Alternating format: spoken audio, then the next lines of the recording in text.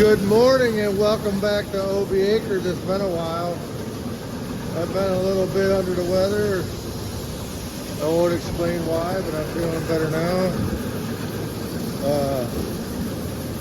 Cleaning out the last of the corn to get ready for harvest.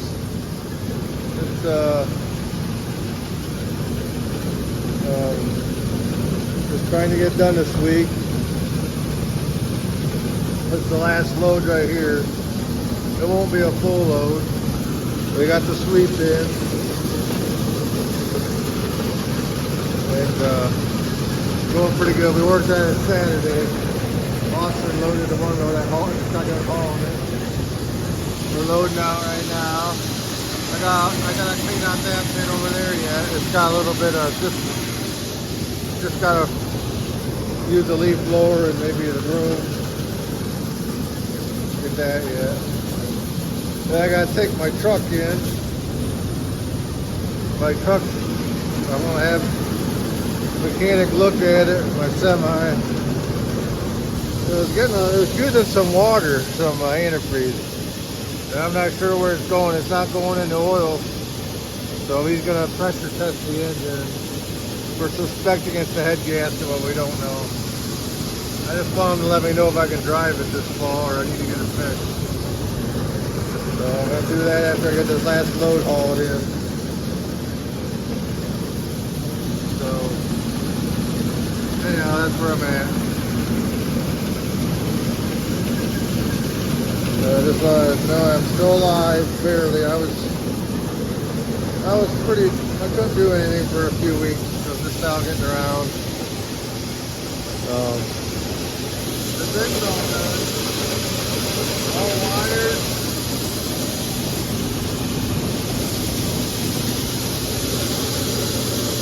I'm pretty proud of the wiring.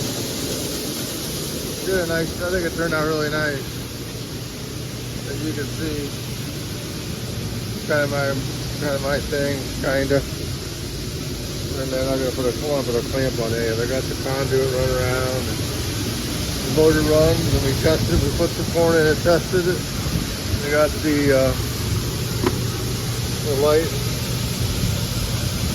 That's for the fan. It's just got a small fan on it. I gotta figure out how the last cover goes in. This is an older bin.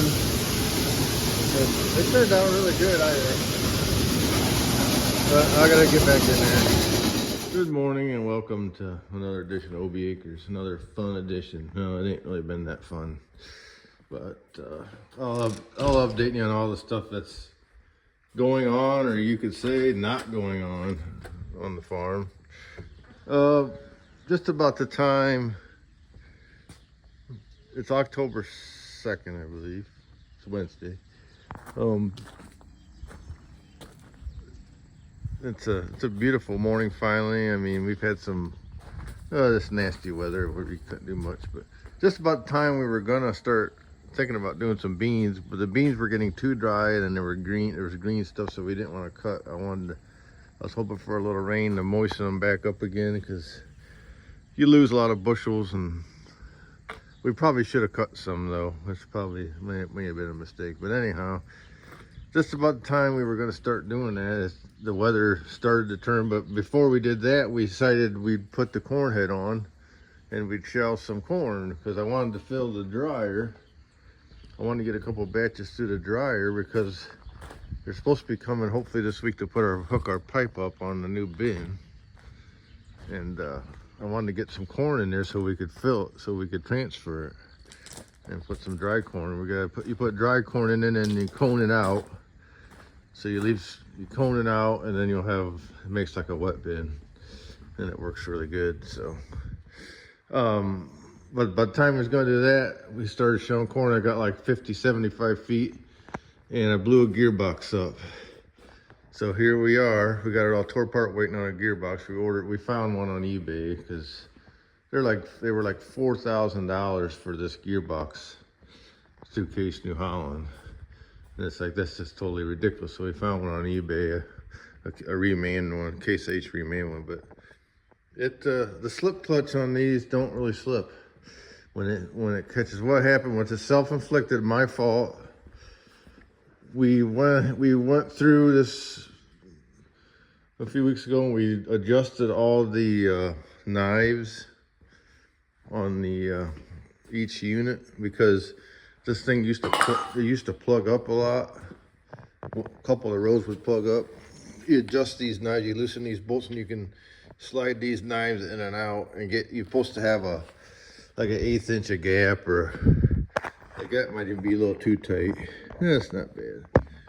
And so we did all them, and it was fine. And we put some new knives on a couple of rows that were pretty wore. We did that, and lo and behold, one of the knives, now granted there's 16 knives on every row, and one of the knives I didn't tighten, and it come loose, and it comes around and it hits this, I call them like a stripper plate, or it's a weed, this thing here, you can adjust it in and out, and you want a little bit of a gap there, but it basically scrapes the weeds off, so it don't wrap. And it come around and hit that, and it busted the gearbox, because it's a slip clutch, but it don't slip very good, evidently. I know it should have I don't know why you would need that much force. My nephew says that I forget how many Newton meters they are. They're way too strong. I mean, I've had them stop before. If something gets caught in a row, it'll slip, but evidently this one side caught, so it didn't slip. So we're waiting on that gearbox. We're probably gonna, since it's sunny out today, we'll probably drop this header. We got it ready to go back together. It was a bitch getting apart. This is a 99C chopping head. So what you gotta do is you gotta slide this shaft out. It's a half, each side drives half of it. This come out real easy. That shaft come out, this hexagon should come out real easy. It must be like a galvanized coated or something. It come out easier than I thought. And then this here is your adjusting rod for your deck plates. That was kind of a pain in the butt. I had to take all these bolts out of these adjustments, and I wedged a chisel in there so it would slide out. And that was the most time-consuming job, because it was kind of rusty. But amazing that, you take these two bolts out, so you gotta loosen the bolts on here, so you can raise this up and slide this out so you can get the pin out. And that's what I did. So, but we're ready to put it back together. It won't take us long to put it back together, since we know how it goes now. Hold on. Sorry. So that's where we're at. So I'm probably gonna, it's rained the last several days, and just got my semi back yesterday, my truck back, by the way. Had a guy at a shop, he put he replaced the water pump.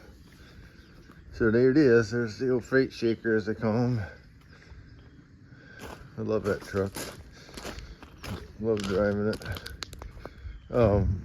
There's a couple other things I wanted him to look at, but I needed it back, so I might take it back this winter. I have some questions for him on the brakes and little temperature sensor, but it was getting some water. I was using antifreeze, and I kept adding antifreeze. Not a lot. I mean, I told him I figured every 400 miles it would use a gallon or something. Yeah, I can't. Hold on a second. I got the hood open now. They replaced the water pump. It's kind of I didn't know how to do it, and that's what they do, so I took it there.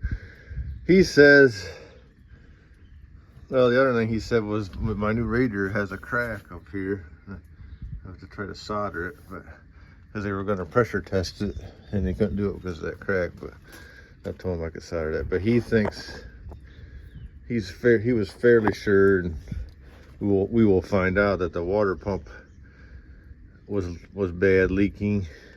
And on these 3406s, they are known for the water pumps leaking. And stupid thing about them is that, you know, most water pumps have a weep hole on the outside that you can see when the seals go out or the bearings are going out. They'll start leaking on the outside. These have a weep hole on the inside and the outside, so it'll start leaking and it'll put antifreeze in the engine. And that's what we were seeing. Well, we weren't seeing antifreeze in the oil really. It wasn't, I mean, it was not an excessive amount, but you could see moisture up in the valve cover. And I think it must have been burning off because the oil level wasn't increasing. And this thing don't use oil, so you would, you know, if it was putting water in the oil, you would see it going up if it ain't burning it off fast enough. So hopefully that fixed it. And he serviced it for me while he was in there, because I didn't want to drive it with bad oil. I didn't change the oil before I took it there because I wanted him to see the oil and what it looked like. And I didn't know if he wanted to test the oil. And he said he didn't really need to because he could tell moisture was getting in there. So hopefully that fixes it. I gotta fix that neck yet. I don't know how I'm gonna do that. I'll have to drain some of the water out of it first because he's got it too full. Can't solder it with that much water in there. I can do it though. But I'm putting these mud flaps on. They give me my Pioneer mud flap. We started doing it last night and it started raining. So we greased everything up. So I don't know if we'll cut beans today. It's pretty wet. We got another 2/10 of rain last night. I'd like to be shelling corn if I had my damn corn head together. I don't know. I probably won't get that gearbox till at least Saturday.